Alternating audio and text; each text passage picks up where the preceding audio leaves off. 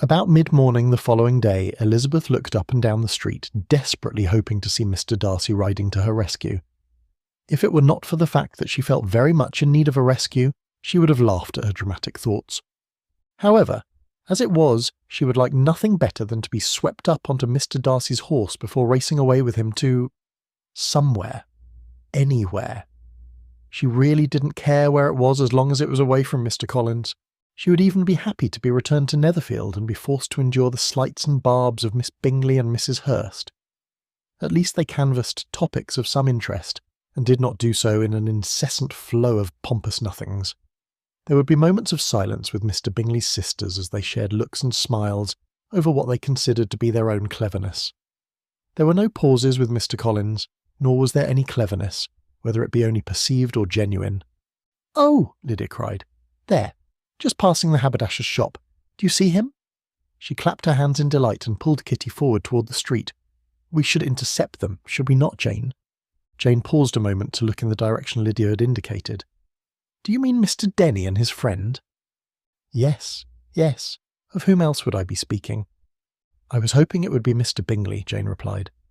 "Oh, well, yes, I do suppose that would be a hope for you, but it is not for me," Lydia said. "Does not Mr. Denny look divine in his regimentals? I am certain none of the other soldiers in Meryton look half so handsome as he, though if his friend were to be wearing a scarlet coat instead of that blue one, he would perhaps be more handsome than Mr. Denny." "Oh, not to me," Kitty inserted. "I like Mr. Denny's eyes." "If we were to cross, we might be able to compare his eyes with those of his handsome friend," Lydia said. "I see no harm in crossing." Elizabeth lent her support to the plan, for it would bring them into conversation with someone other than Mr. Collins, and she had to admit that she was excessively curious about who Mr. Denny's friend was. "But we told Mr. Bingley we would be near this shop," Jane protested. "And we will be," Lydia assured her. "We will only be directly across from here. I'm perfectly certain that Mr. Bingley can see us on that side of the street from this side."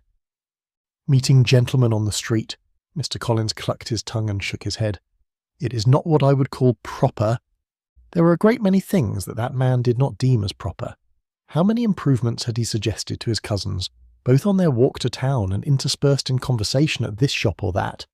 Fripperies, as an example, were extravagances that indulged base desires and contravened his idea of how money should be spent.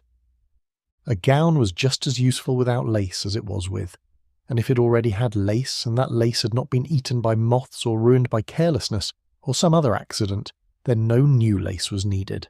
It was a poor use of funds.